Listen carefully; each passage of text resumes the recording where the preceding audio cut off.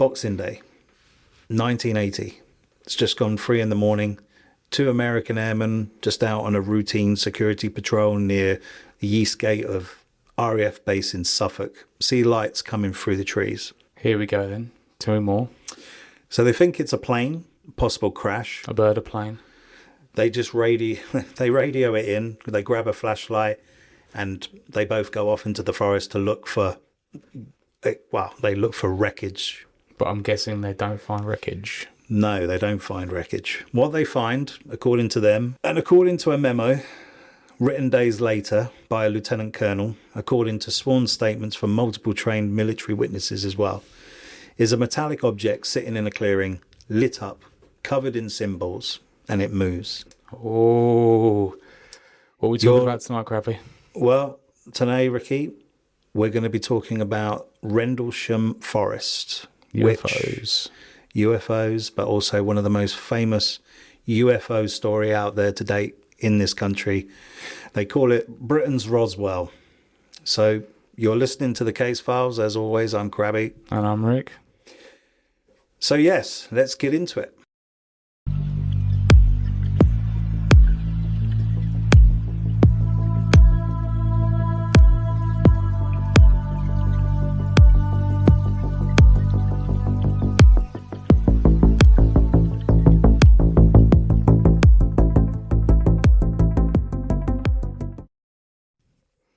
So as I said, this is classed as Britain's Roswell, the most investigated, most witnessed, most documented UFO case this country has ever seen. Right.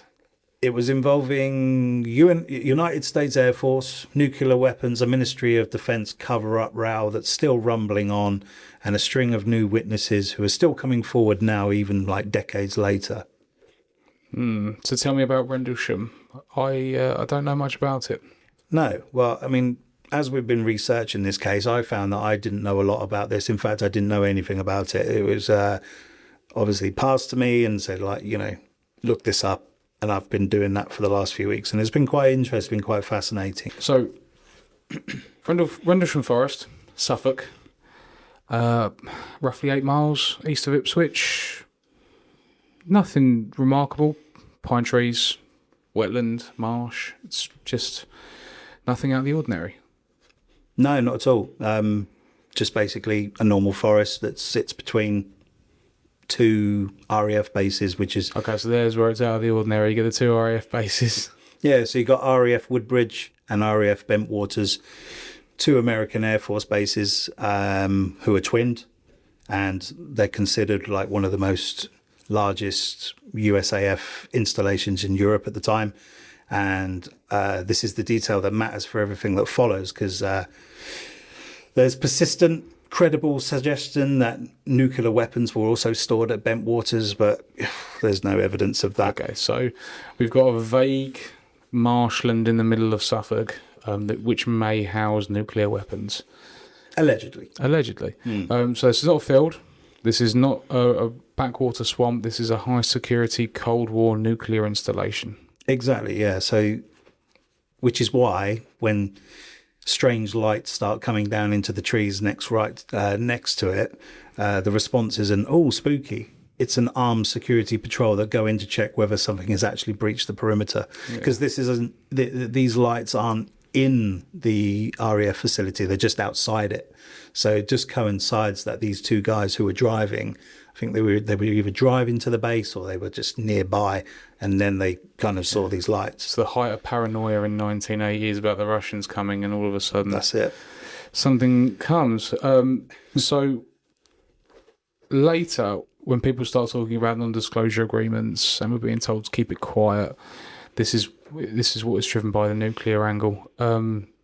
It's much more plausible explanation than government alien cover-up. It's got nuclear weapons. Actually, no, this could be a cover-up for aliens. It could be. I mean, I've got a take on it. We'll come to that at the end when we try and conclude. But yeah, I have a theory on this, because it can't be no coincidence that this is American and not English, right? That's another thing. Yeah.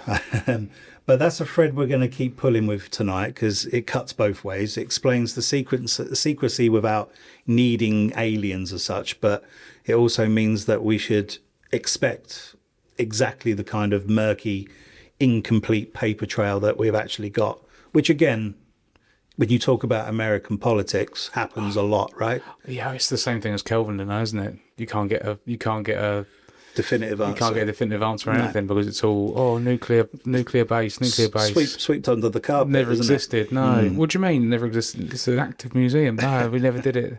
It just emerged out of nowhere.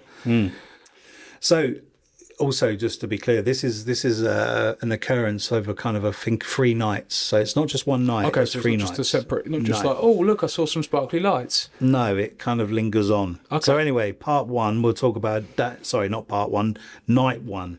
So 26th of December 1980, around 3 a.m. A security patrol near the east gate of RAF Woodbridge see lights that they can't explain, apparently coming down into the forest just beyond the perimeter. Again, these 2 guys are in their car driving outside of the baselines and they see these lights. So it's not that's not ridiculous for them to assume that it would be a plane. It's an RAF base, Air Force. Yeah. It would be a crashed plane or just a plane taking off. It wouldn't be ridiculous. Yeah, that's what they assumed, that it could have been one of their own military planes that has been downed, or just a small aircraft in the area that's also come down, and the lights suggest that it's crashed or landed, but they've gone there to basically check it out. And again, their assumption that it's a downed aircraft makes perfect sense. It's sane. Yeah. These guys are sensible. They're they're well trained. They're of sound mind. And they report it up the chain, and a small group of military heads, go into the forest to investigate further. Among them is Airman First Class John Burroughs and Airman Jim Peniston. So these are 2 names that we're going to see again and again and again. Yes, that's right. So those are the first 2 guys who kind of arrived on scene. Yeah. Burroughs later gives a written statement published in 1981 describing it basically like this. The woods lit up. The farm animals nearby went into a frenzy, and they could see lights down by a farmhouse on the forest's edge. They climbed the fence. They walked towards the red and blue lights when they simply disappeared. Well, the lights just vanished. Yeah, vanished. Yeah. Now, that's one part of the story. The other part, the part that's made Peniston's famous in UFO circles, what he says happened next. He describes coming across a metallic, black triangular craft, roughly car-sized, sitting in a clearing, glowing, moving through the trees under its own power, and it's covered in symbols. And he describes it as like hieroglyphics. That's basically around the perimeter of this aircraft. So naturally, he touches it. He does. So he touches the aircraft, and he says that it described it as it was warm on the surface. He's ran his hand over the markings, and in his later, more detailed retale of what happened, because he copied them down into a notebook as well. In the years since, Peniston has gone further still, claiming that the craft transmitted binary code directly into his mind. It's always interesting, isn't it, when you get the initial story, and then you get the actual story, and then you get the actual story, and then you get the actual story. Yes. So this isn't an account that's written, the day after or the day of. This is an account that's been written a few months after, and then as he's gone on, a few years after, and a few decades after. Doesn't mean it's a lie, but I mean, maybe we should treat this with a different level of confidence to the same statements that he made on the same day. Yeah. I don't know. What do you think? Yeah, I mean, it's a difficult one because you know he's not the only person to have seen it, which is what kind of like what makes this more interesting. So you know, I think you know what you're saying is completely fair, and it's you know, and it's exactly the pattern skeptics point to across this whole case, right? The story has grown in its telling over the years. I mean, it's still As most do. yeah. I mean, you know, there's hundreds of videos out there. There's like so much information on this case, you know, that even people still go there today and still have strange things happen. So again, we'll come back to that later on. Other witnesses that first night include Sergeant Adrian Bustinza. I think that's the way I've said it. Yeah. He's a security police commander who later said, when I arrived, it was going in and out through the trees. And at one stage it was hovering. And Ed I think it's Cabanzag, who offered one of the more grounded accounts, describing a glow near what turned out, once they got closer, to be a lit-up farmhouse. Okay, so even in night one, you've got a spectrum of, I touched an alien aircraft and it spoke to my brain, to we walked towards some lights, it was a house. Yeah. So yeah, there's obviously a bit of conflict in information there, but and that, you know, is basically the whole Rendlesham case in miniature, if you like. After daybreak, servicemen return to a small clearing near the wood's eastern edge and find 3 small impressions in the ground, along with burn marks and broken branches on nearby trees. Local police are called out. They look at the impressions and they think, well, it literally could just be made by an animal. Not exactly the CSI moment the story sometimes gets told as. No, I think that's the difference between English and American right there, right? It's like...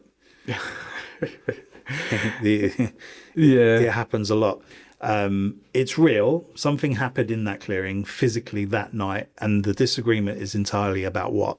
Okay, so then we move on to 2 nights later.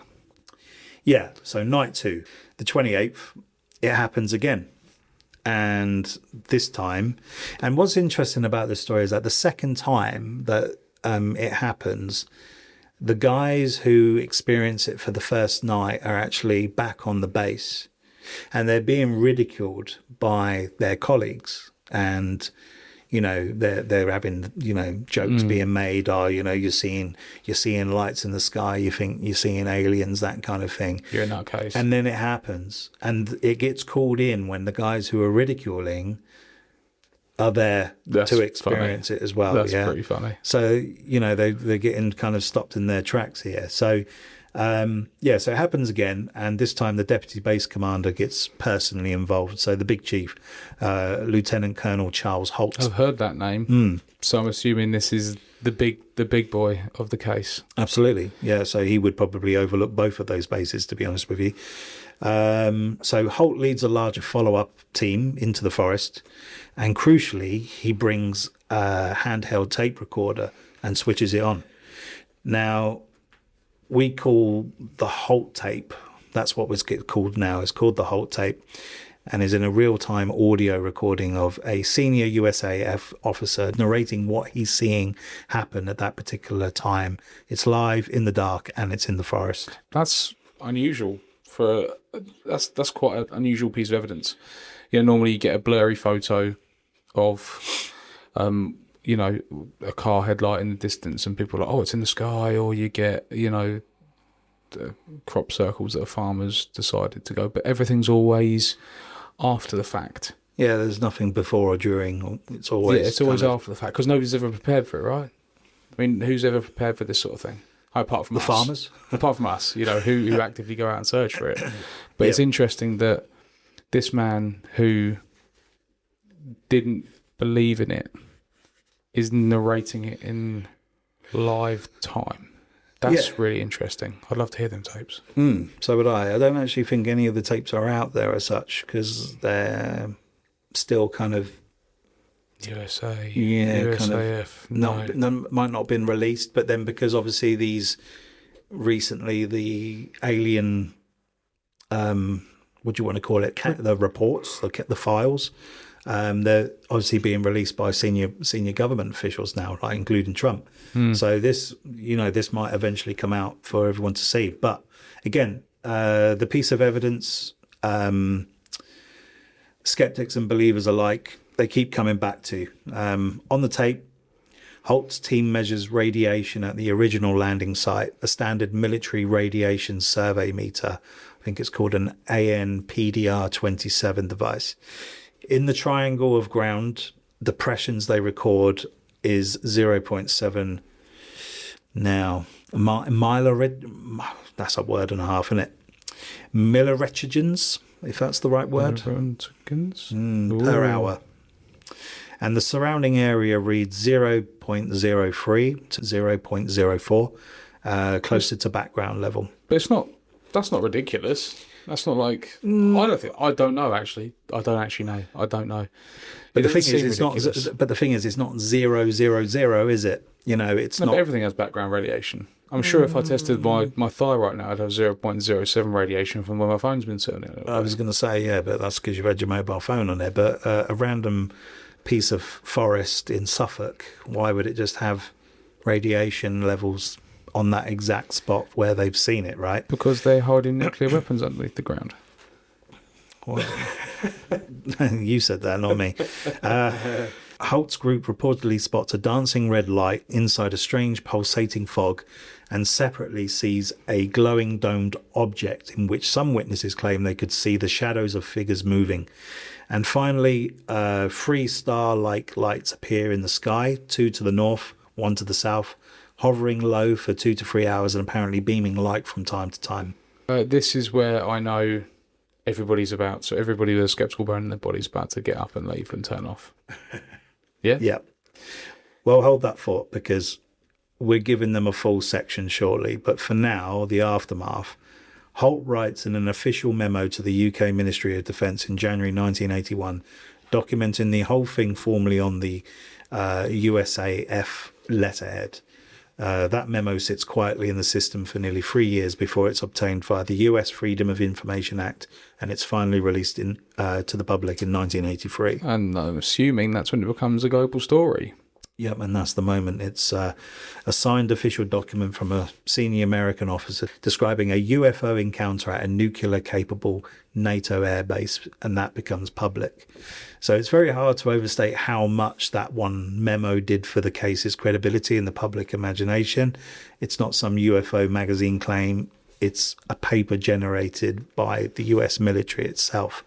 However, to add to that, the British press blew it out of the water. It was, it was front page of every single newspaper, and it was a story that went on for a long time as well.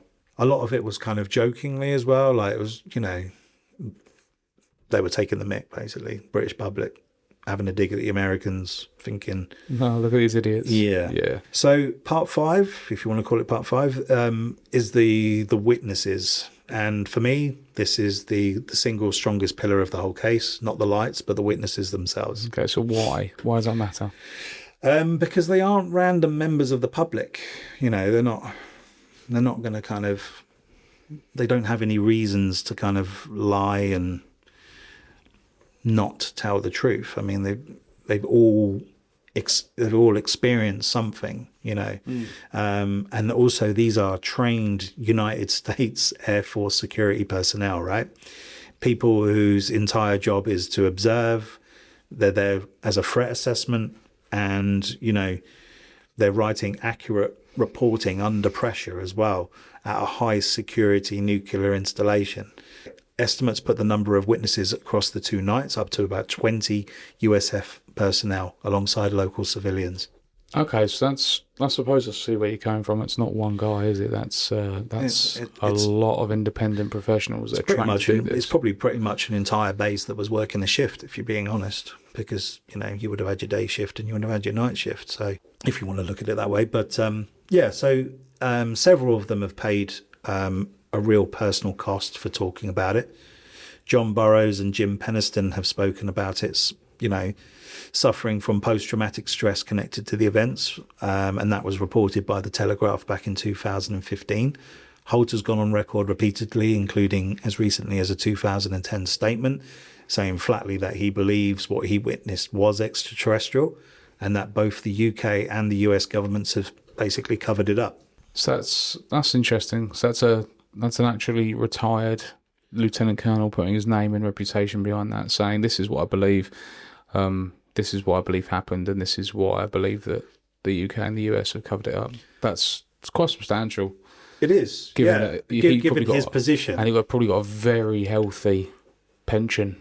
Very healthy pension and a very healthy, hush money. Yeah. To put all that on the line, to go out there and say, I saw a UFO. I don't know if I could have done that. I think I would have. I think I'd have told him I swamp gas. You'd probably just disappear. Yeah, I would have been disappeared. Yeah, 100%. Nobody would have ever seen you again.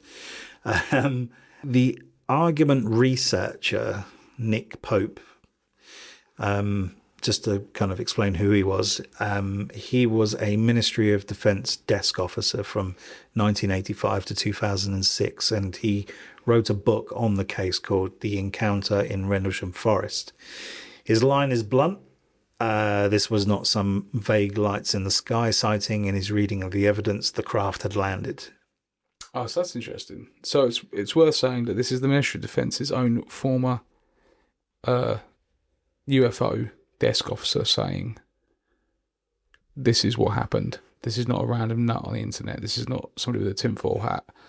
This is somebody that the Ministry of Defence tasked and trusted with his assessment of these things. Yeah, absolutely. So it's not a random enthusiast. Peniston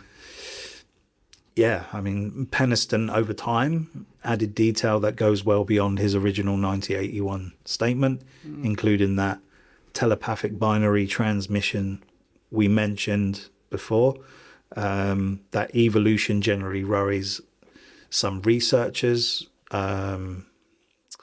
myself included to a degree. Myself included as well. Mm-hmm. But even stripping out the more elaborate claims, you're still left with a core of group of independent trained observers on separate nights, describing broadly consistent phenomena backed by an official memo and a live tape recording. So I'm going to say food poisoning. What, you think that they ate something and then they were hallucinating? Yeah, I reckon that the chefs ran out of mushrooms one night and they went out into the forest and they went, these look good.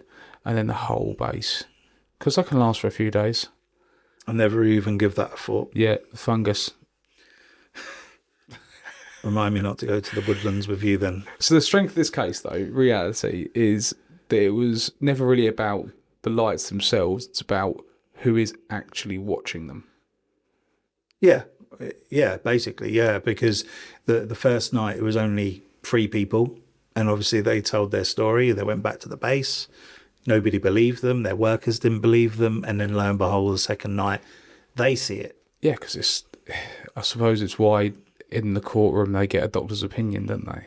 They get the opinion of a professional because it's their job to be objective. It's their job to be able to define and retell and accurately document things. And who is better at identifying and retelling than probably an RAF officer? There's probably not many people in the world better at doing that. What's interesting as well is that upon doing the research of this is that the 3 guys who saw it, so you got Burroughs, Peniston, and then you've got Ed Kapanzak or something like that. I'm sure I'm probably saying his surname wrong. They actually drew their weapons, whether that's true or not, because that's a bit hit and miss, because some people say it, some people don't, but they drew their weapons at this craft, and all 3 of them passed out. And then the aircraft took off, and they woke up, and the thing had gone. But maybe my magic mushrooms is falling down. A shared hallucination. You can hallucinate. 20 people can all hallucinate. 20 people can't all hallucinate the same thing. Well, they were saying that the aircraft, when it was touched, it came to life. So it started glowing, it started pulsating, and then it started to kind of levitate to take off. But because they were blinded, that's when they drew their weapons, I think, or something like that, or they drew their weapons and then they were blinded by this bright by this bright light. They were blinded by this bright light given off from the craft, and then they passed out, all three of them at the same time. So when the craft collected his DNA by him touching it, and or did he activate it with his touch? Is a Peniston clone running around with a little alien inside it, like Men in Black 1? Well, I mean, I don't know if it's been mentioned, but did they suffer time loss? Were they,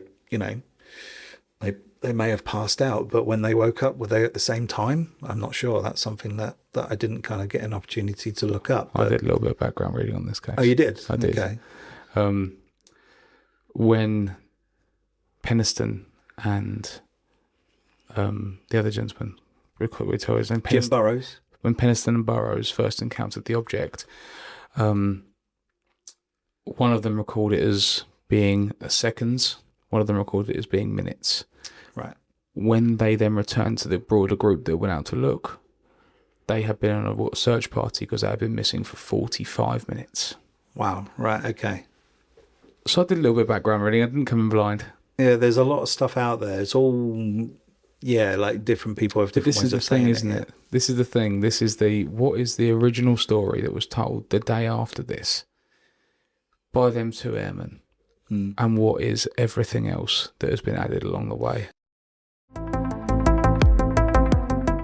Hi guys, it's Rick from the KASE Files. If you like what you're hearing today, please like, subscribe, follow us on all streaming platforms, and follow us on YouTube. Sceptics, yeah. Part 6, if you want to call it that. I hate the Sceptics. But you have to have Sceptics with everything, right? I know. If Matt's listening to this, I hate you, Matt. He's probably got something to say on it for sure. But yeah, we have to give them the same treatment as we give every case, whether it be UFOs, ghosts, whatever stories. Right? That's what we're here for, isn't it? Talk me out of it then. Come on. So the leading skeptical voice on the whole Rendlesham Roswell debacle, is a science writer called Ian Ridpath, who has spent decades building up piece by piece explanation. His argument, basically broadly putting it, is the first night's lights coincide with the burn up of an exceptionally bright meteor, a fireball if you will, recorded over southern England around the same time. Separately, the flashing light the airmen chased through the trees matches almost exactly the flash rate of the nearby Orfordness Lighthouse, which is one of the brightest lighthouses in the UK. Oh no, that's a really good explanation. Come on, what about the 3 starlight lights that Halt recorded on his tapes? What about that? So Ridpath's case is that they were simply bright stars, distorted by atmospheric refraction low on the horizon, and the brightest of the 3 to the south sits in almost exactly the position of Sirius, which would have been occupied that night, would have been there, and Sirius is also one of the brightest stars in the sky. Okay, so Ridpath wants us to believe that 20 highly trained USAF airmen all collectively mistook a UFO encounter for a meteor, lights refracted by atmospheric gas, and a star. That's what they would like us to, on a lighthouse. And bearing in mind, that star is frequent there today. The star hasn't changed. The Sirius star is still there, still brightest star, but, I don't think you can, I think you're going to have to toss that one out, really. The lighthouse is interesting, but then, the guy you've got 20 odd people as well. Well, the guy did say he ran towards the lights and it was a farm. A slight contradiction. And if the flashing of the lights did line up with the lighthouse, yeah, I can see it. I mean, it's a skeptical take, isn't it? So it's the problem. Do you know what the problem is with skeptical takes? Is that there's 1,000,001 ways to come at it, whereas what we're trying to do is to say this is what it is. but literally, I have just off the cuff told you that the chefs went into the forest and they all ate magic mushrooms the night before. The skeptical take, they just go, nah. There's a million different ways to skeptically ruin absolutely everything. Yeah. And it's the same when like when we're reviewing evidence and Crabby says to me, no, that's just something we've not considered. Yeah, but I don't try to be as damning as that. I don't try to be. For those of you that aren't aware, I found a piece of footage that I submitted to the group, and I said, "Have a look at this." And Crabby was like, "No, you are wrong." No, not that aggressive. Not that aggressive. But at the same time, we can't immediately just say it's a ghost. No, and I didn't say that. I just said, take a look. And everybody else was like, this is pretty good. And you're like, no, you're wrong. I think, because I'm like, we've all got to calm down. You just got to calm down. I was millimetres away from being able to, from popping champagne, from being able to put this lid down and just walk off into the sunset with my Nobel Prize. And I've grounded you. Yeah, I know you have. Thank you. I've kept your feet on the ground, and we've both gone back to work the next day. So that's what I do. So we've got the gentleman that would like us to believe in the lighthouse, the meteor, and the star. Have we got anybody else? That is kind of the core of it. I mean, there is a skeptic and podcaster called Brian Dunning.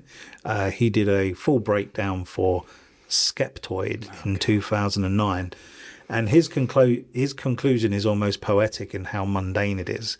He says, when you examine each piece of evidence on its own merit rather than letting them blur together, you avoid the trap of pattern matching connections that aren't really there. The meteor had nothing to do with the lighthouse, and the lighthouse had nothing to do with the rabbit diggings some researchers pointed to as landing marks. But strung together in one telling, 3 ordinary nighttime oddities became a spaceship. That's annoying, isn't it? It's annoying that these people exist. Just believe in the spectacular. Just take some joy out of not knowing that your life is that boring. Well, I'm not going to kind of name names, or I'm not going to name YouTube channels, but there are a few out there that people still go out to this site today. And, I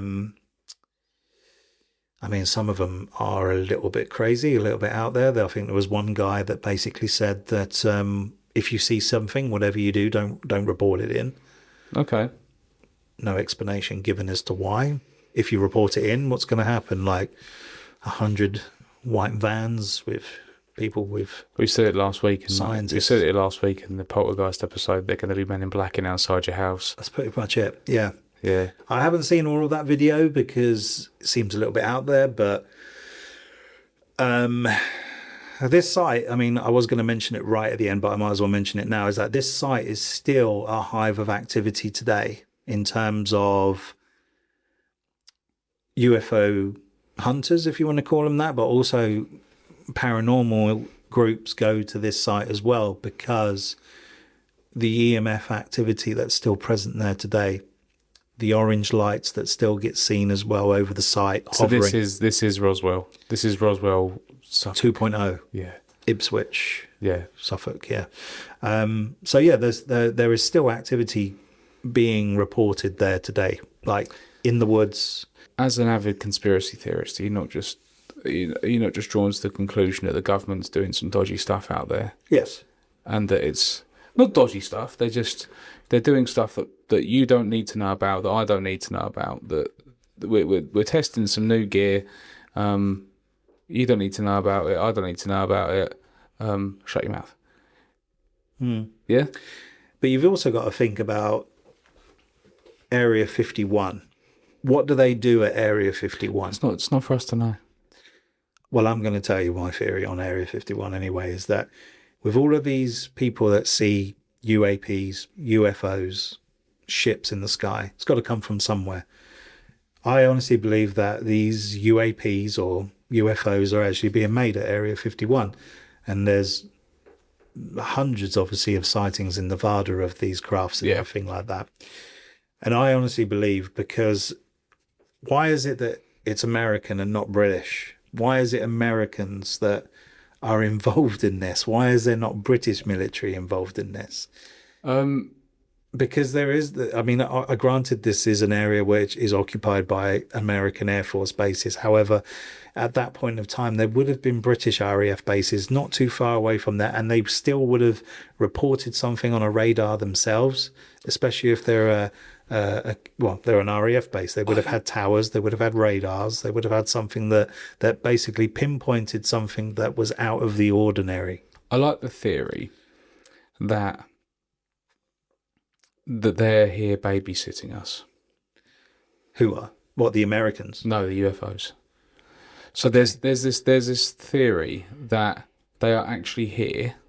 They live here permanently.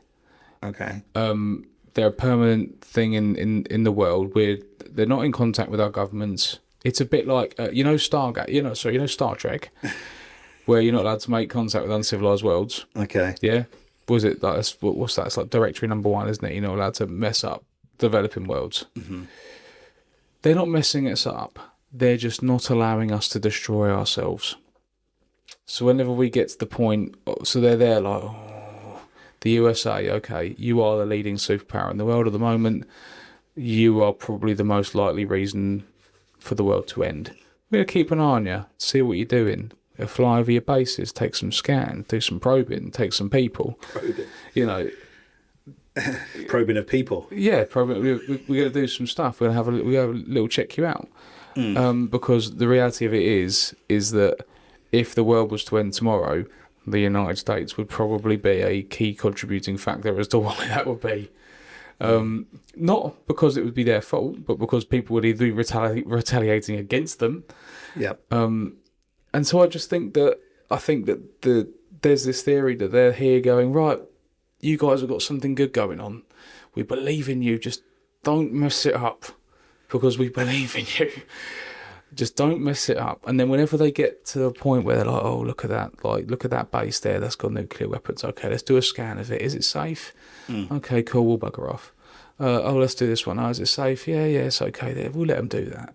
And then when it gets to a point where it's not, I believe there's going to become a point in the future where we get to a point where we're there. We're on the cusp, and all of a sudden the shit will descend from the sky, and they'll go, no. So you're talking about a greater being. You're talking about not God, but not but God. aliens. Yes, but like a. Okay, what's to say that Jesus doesn't come down if you're a believer? What's saying Jesus doesn't come down in a spaceship with the one-eyed guy? What's his name? I can't remember what it was. In the Bible, it's supposed to be a one-eyed person.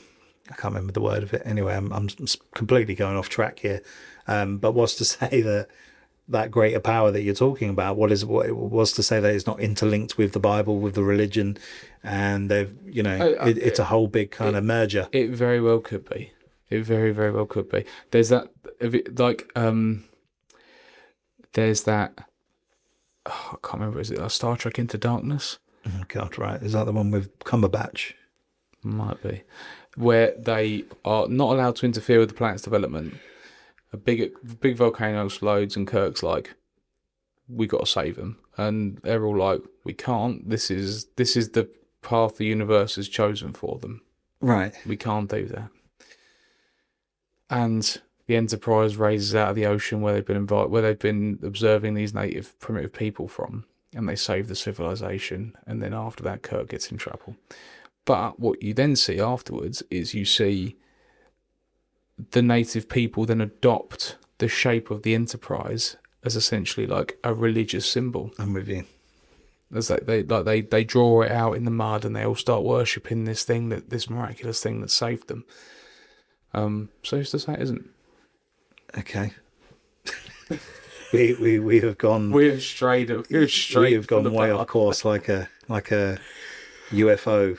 Right. So get back to this and tell me why it still gets more persuasive than the arguments that you've given me so far.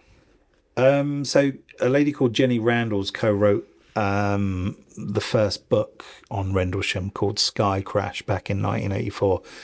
By 2010, she had walked much of it back, writing that while some puzzles remain, we can probably say no unearthly craft was seen in the forest, and that the core of the story is a series of misconceptions of everyday things encountered in less than everyday circumstances. So basically, it didn't happen. Okay, that's dodgy as hell. 1984, look at this book, look at what happened. And then all of a sudden she's going, oh no, it didn't happen. Yeah, Oh, 1984, Big Brother as well. Yeah, Big Brother. Oh yeah, so she's going, oh yeah, look at this, isn't this amazing? Look what happened. Then all of a sudden she's 180 and then going, oh no, it didn't happen. Well, after you get lent on a little bit. After some photographs of your kids at school get slid through your letterbox. Your thought process is so much different to mine. It's crazy. We're a different generation. Now you've made me cough, and that's normally what you do on this. Yeah, I know. So far, I'm doing all right. So, not everybody thought this was a spaceship, though. Not everybody on the ground was convinced. Yeah. So we've got the skeptical, we've got the believers, but we've still got some stragglers here that are going. Yeah, I mean, obviously, there's the police response to it. Officer comes out, looks at the site in daylight, specifically to check whether he'd missed anything. Later wrote that he found nothing and remained unconvinced the occurrence was genuine, noting that the light beams from the Bentwaters landing beacon and the Orfordness Lighthouse again were pronounced enough that night to cause strange visual effects on their own.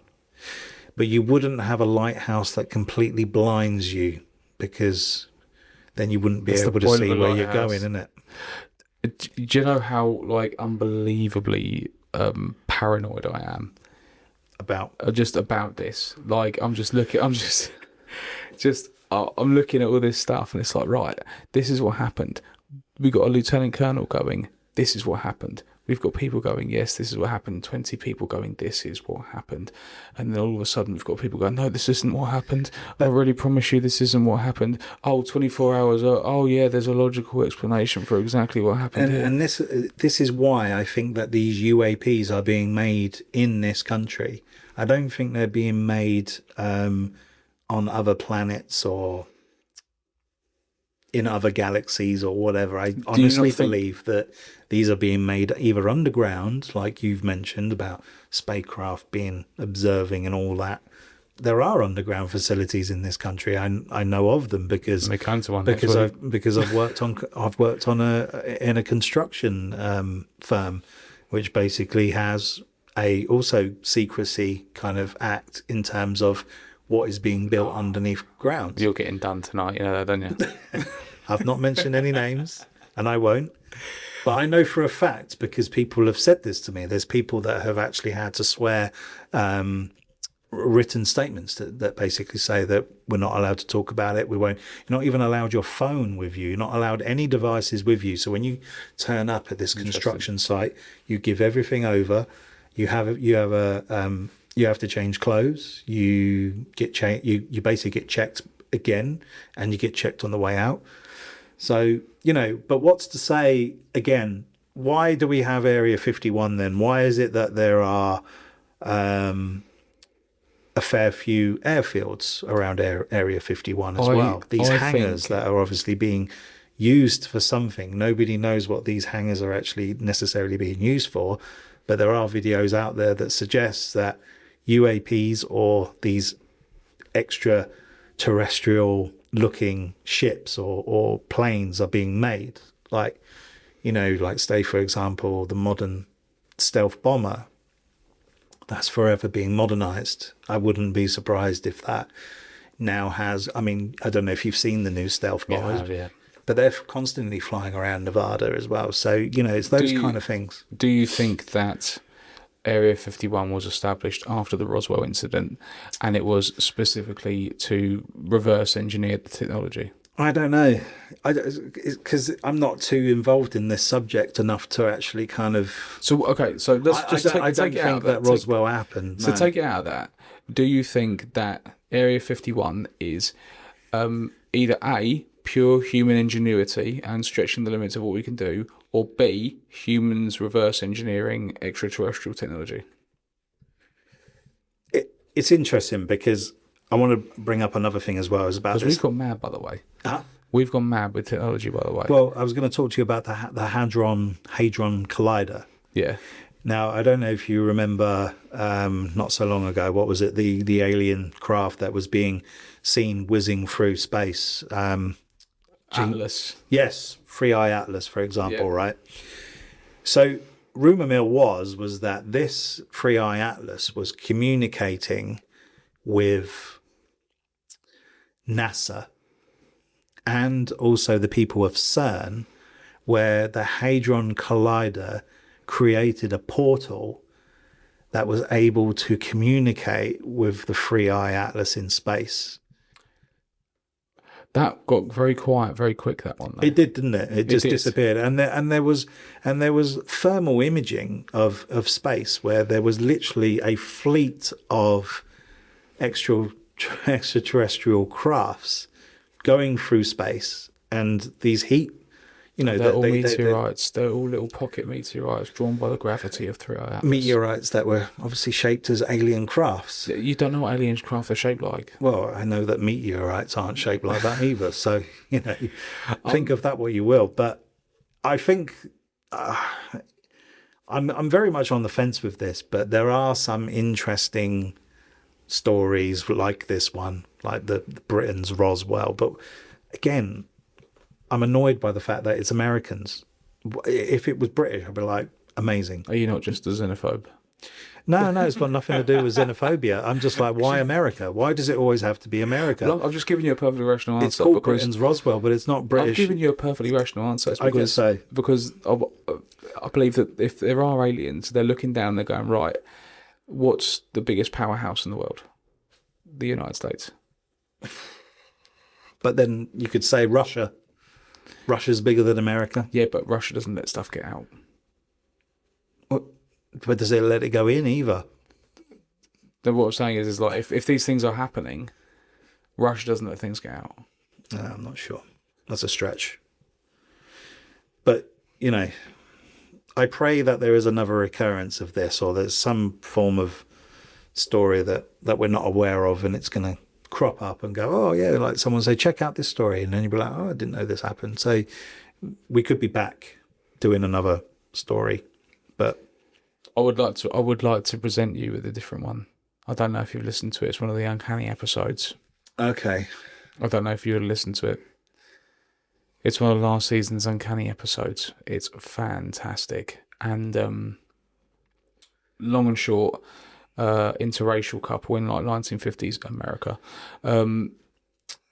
get abducted. They take samplings of her clothes and they find like the rarest element on Earth, right? Like in heavy dosage on her clothes. Like this would have been multiple millions and millions of dollars of this material just on this random person's clothes. So where is it now? Don't know. Great. Anyway, let's have a look at this cover up, because this is definitely a cover up. No skeptical views here. Come on, Crabby, tell me about the cover up. Yeah, was there a cover up? Because, it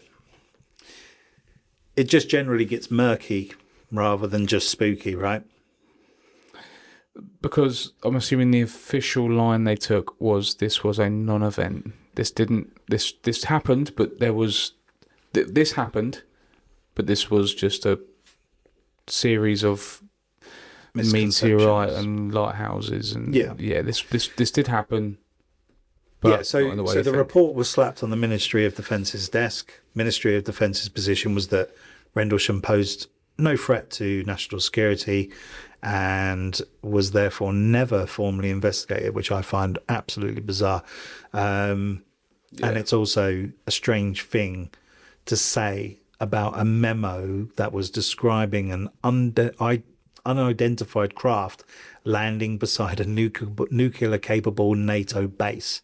Yeah, so you'd think you would have thought investigation. You would have thought at least the Ministry of Defence would have at least explored it in some shape or form, which they haven't, which, I find an interesting factor when you kind of like still hear of things happening there today.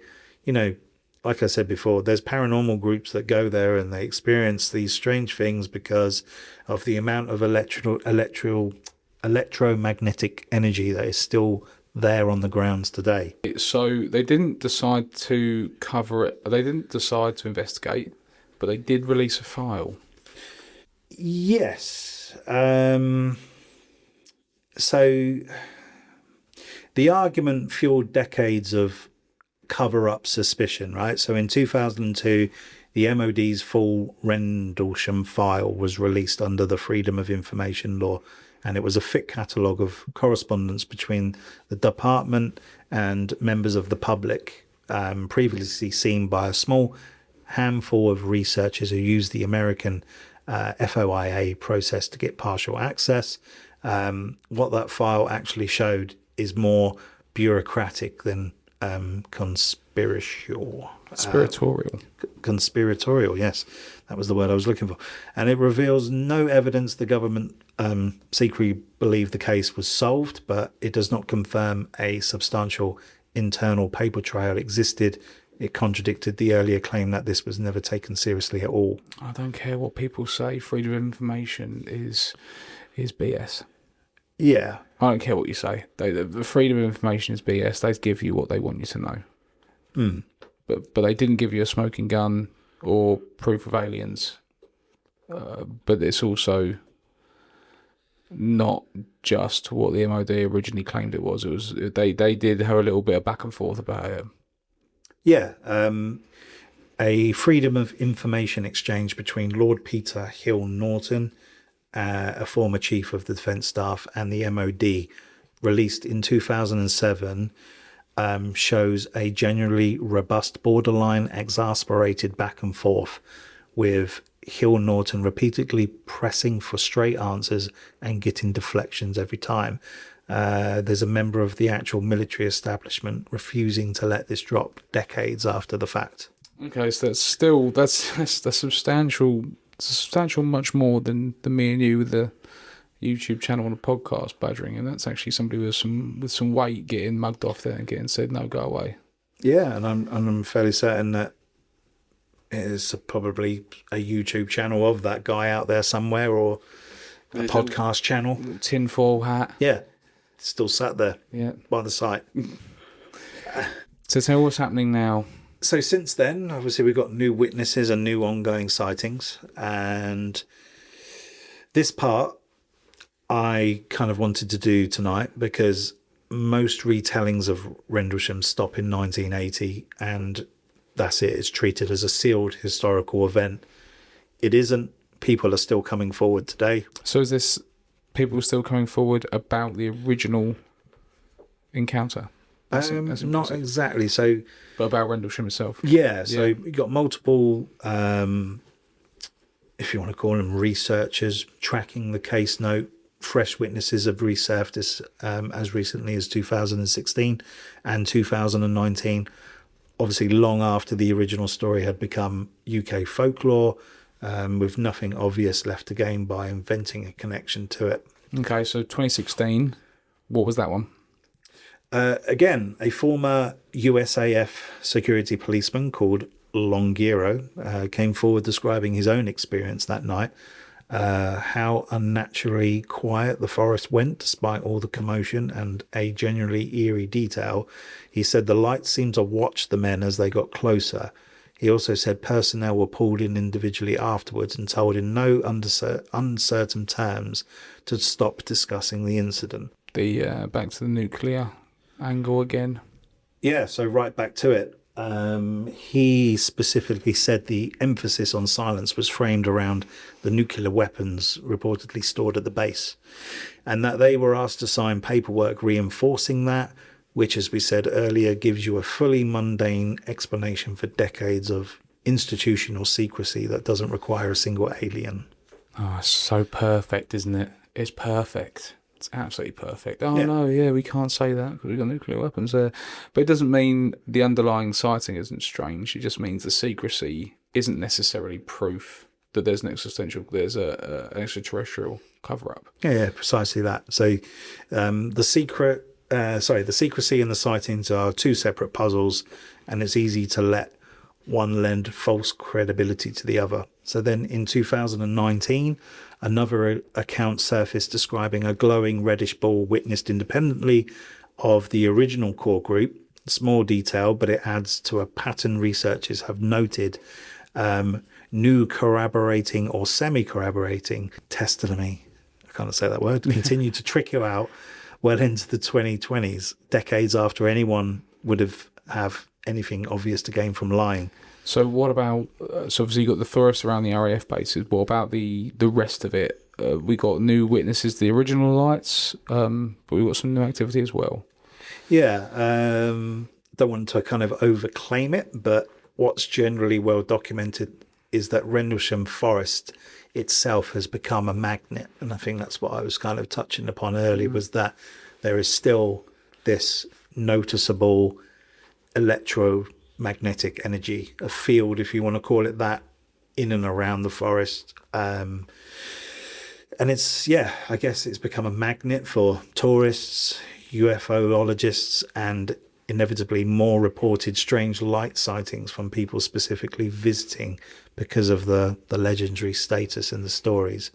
The Forestry Commission used national lottery funding to formally create a UFO trail through the forest in 2005, leading to the original landing site, and in 2014 commissioned a permanent sculpture there based on witnesses and the sketches of the craft. Right, I don't...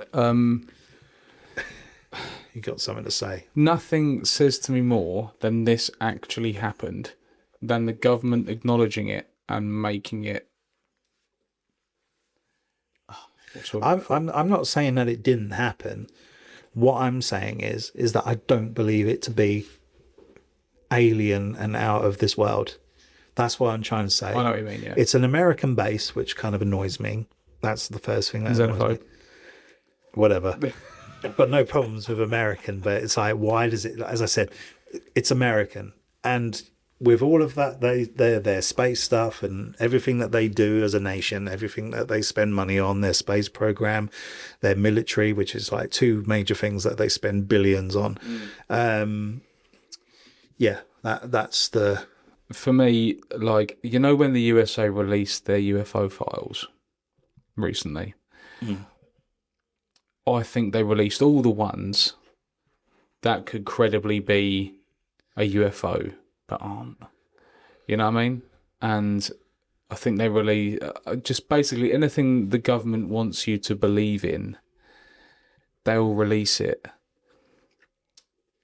But it's like the USA's acknowledgement of UFOs. It's almost this sort of like, yeah, look at how amazing they are.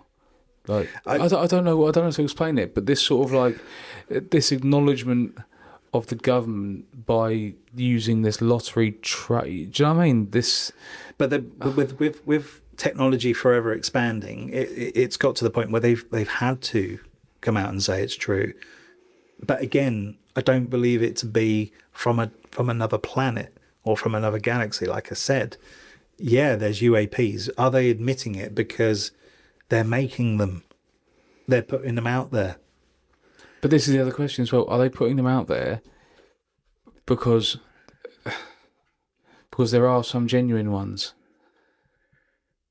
Well, I don't know. That's why we're kind of talking about it in a way, isn't it? I mean, no, like, are they putting them out there to almost desensitize you towards them because there are some genuine things that go on, and now you just sort of accept it as a given? Do you know what I mean? You're like, oh, bloody aliens. Yeah. You know, it's going to get to a point where we go, no, yeah, you know, these things just happen, and we just sort of brush it under the carpet because it's become so prominent. Yeah, it's become so like just acceptable and accepted, and it's almost been destigmatized, and people are like, oh yeah, well. I don't believe that we're like the only people in the galaxy. I believe that there are probably other planets just like ours, but we're just too far away, or we're not able to kind of communicate. We're not, we're never going to kind of see each other. I think it's just the way it is. I reckon the universe is a lot smaller than we think. It probably is, yeah. But anyway.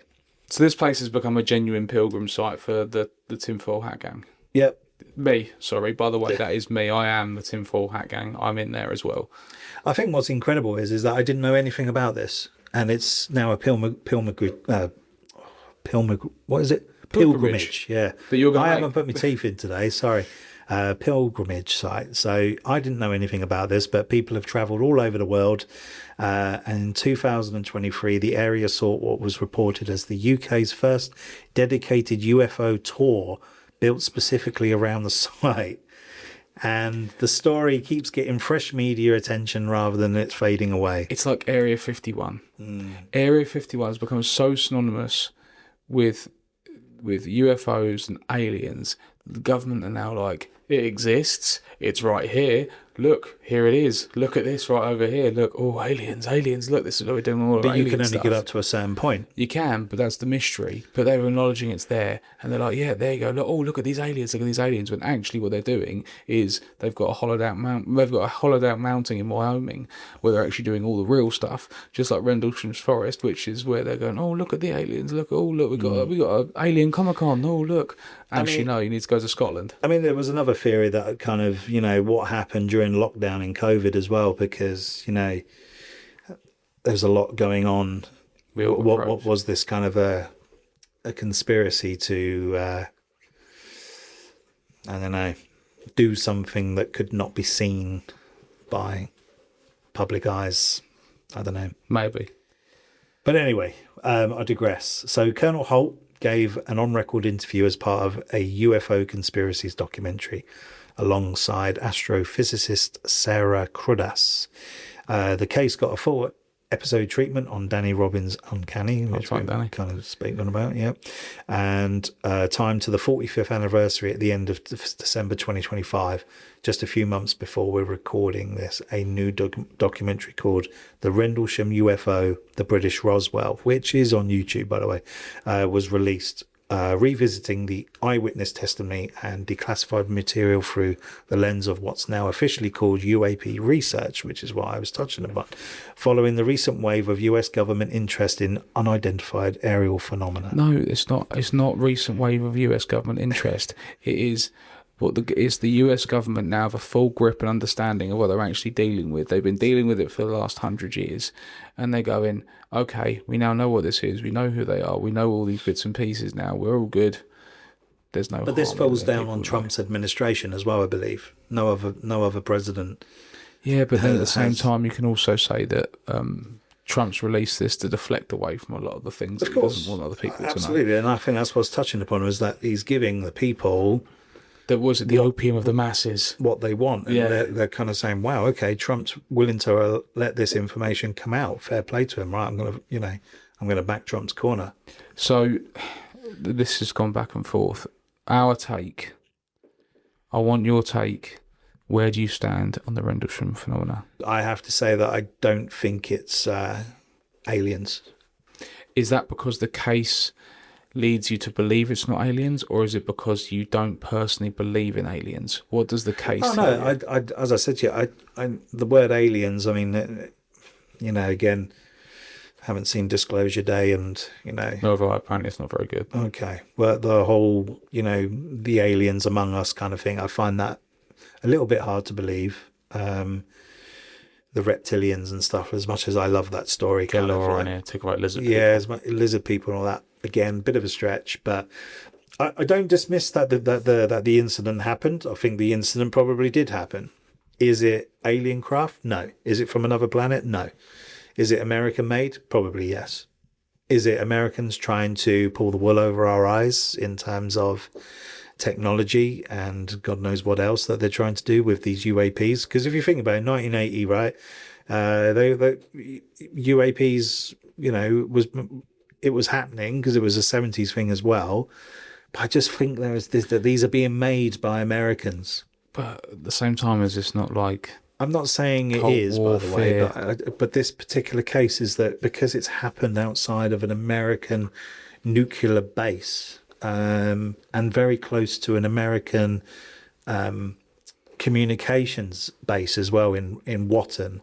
They've got those, like, the film Contact with the big old white radars out in the field.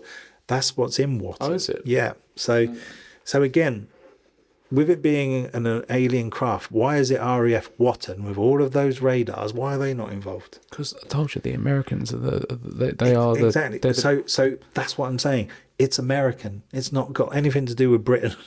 It's American being American. Because it's America. Yeah. Yeah. You know the one, don't you? Yeah. Team America. Team America. Yeah. It's American being America. It's America being America. Yeah. Everything great happens to us. And obviously, because of the whole end of the Second World War, American bases, Britain and America very tight with each other still as well. They're By the way, do you not think, right? On the if the theory of extraterrestrials babysitting us into not murdering ourselves too badly, if that stands up, would you not assume that at the point where we dropped the bomb on Hiroshima, that they went, oh no, they've actually got the capacity to absolutely wipe this planet off the face of the earth? And then since that point, you've seen a massive increase in the UFO phenomena, because they're now sitting there going, these morons have now got the capability to destroy themselves. We've got to stop. But I would like to hear other stories that are outside of America and outside of this continent. I want to hear about a Russian Roswell, a Chinese Roswell incident. I don't know I don't have a lot of time in order to kind of, think about that. I might bring you one. But there must be stories out there, right? It's like China are on the other side of the moon. Yeah, but China don't let you do anything either. China don't let nothing out. They do via Temu. No, what I'm saying is, if genuinely, if tomorrow the mothership landed in a Chinese field, we wouldn't know. Well, but eventually you would.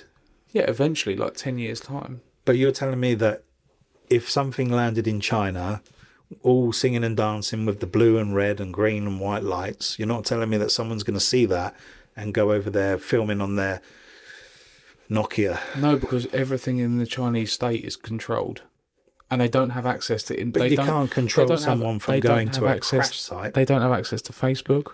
They don't have access to WhatsApp. They've got a completely internalized social media system. No, that's fine. I'm not talking about social media. I'm talking about a witness in China seeing a crash, an alien situation. He's gone out there with his mobile phone.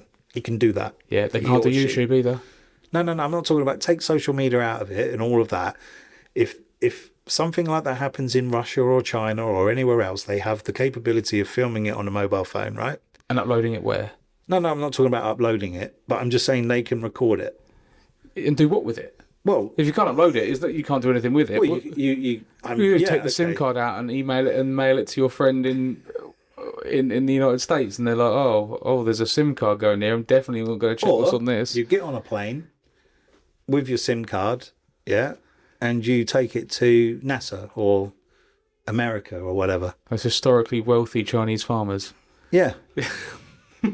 I don't know what the hell we're talking about now, because I have completely lost, but you get what I'm saying. Okay. I want to hear other stories. I don't believe it to be, going back to what we're saying, I don't believe it to be an alien craft as such. I get that is that there is something to it, but I just kind of think that maybe this is an aircraft that's been tested, it's been built, maybe nearby, it's being tested, it's landed, it's then gone off, it's done what it's supposed to do. It's done exactly what it's supposed to do on the tin. I'm actually more with you on this one than you think. All right. I think I do believe that the United States, the United Kingdom, and the world, the nuclear powers, if you will, are reverse. But maybe not for their own ingenuity, but I believe they are reverse engineering alien technology, and that's why you've seen the leap in technology that we've taken over the last 100 years, because we've advanced more as a society in the last 100 years than we have in the last 100,000 years. Okay. And it's only getting scarier and only getting faster and only getting worse and worse and worse and worse. And I think I mean, don't get me wrong. They say that war is it's basically war, isn't it? Like we wouldn't have all the medical stuff now if it wasn't for the Nazis doing their atrocities. True. I guess so. I don't know. True. All right. Right. If people, You've been watching too many movies, but I'm just saying, if people weren't doing things that we consider to be heinous or ingenious, or we wouldn't have the atomic bomb if it wasn't used for war. I'm seeing what you're saying, like Oppenheimer. Yeah, if we wouldn't have these things, if they weren't within the interest of the government to destroy other people, we wouldn't. And I just think that the advancement in technology is where we're at, and I think that all these little bits and pieces are reverse engineered. Okay, no, I wouldn't be surprised if Rendlesham is exactly what you say it is, which is a reverse engineered ship that they lost a bit of control over. I probably don't explain it as better as you can because I'm not really of a UFO my dad's background. a nutcase. I'm in it for the paranormal stuff, which going back to with the site, it interests me more now because of the paranormal connection it now has in terms of orbs in the sky, orange and white lights, electromagnetic energy, which is then manifesting other things to happen on site as well. Not just aliens, but you're talking paranormal related in terms of spiritual activity, manifestations and things being seen. Like I said, there are YouTube videos out there which kind of connect to like paranormal incidents out there. Go check them out. But it's actually made it more interesting for the wider community. So both space, UFOs, aliens, and paranormalists. The paranormal and spirits are where I love, but aliens is up there as well. No, but the UFOs where I cut my teeth. Okay. My dad is a tinfoil. My dad's the king of the tinfoil hat brigade. He loves it. He'll sit there for like 6 hours. He'll get home at 5. He'll sit there till midnight, and he'll just watch UFO conspiracy theories all day, all night. Ancient aliens. They built the pyramids. They did this. They did that. Yeah, I remember you saying. And yeah. Don't get me wrong. I love my dad. And I love watching it with him. But this is where I cut my teeth. And it's probably why I'm so passionate about it. I believe, just like you, I think it's a reverse engineered technology that they were messing around with, lost a bit of control over, and then quickly had to sweep under the rug when someone found it. Yeah, but that's reasonable, right? I think it's reasonable. Yeah. So we're going to both go for not alien, but definitely a government cover-up. I think so. I think it's definitely edging towards a government cover-up. Okay. Because if you think about it, those two guys that first stumbled across it were never supposed to be there. I can't remember what it was, but they were outside the main base, but they were driving nearby and just happened to see it. Take those two guys out of the equation, nothing gets seen. Exactly, yeah. Yeah, and how many times a day does that happen? Right, are we done? I think so, yeah. Unless there's anything else that you want to kind of say. I mean, it's been a bit of a different episode, so we've kind of... I've enjoyed it, though. Yeah, I mean, time flies when we're in here. Always does. We're at an hour and 20 minutes. I believe we're good. Rendlesham Forest, maybe not alien, probably a government cover-up. But definitely a place worth checking out, I think, in the future. I mean, like, doing upon the research of this, again, didn't know anything about it.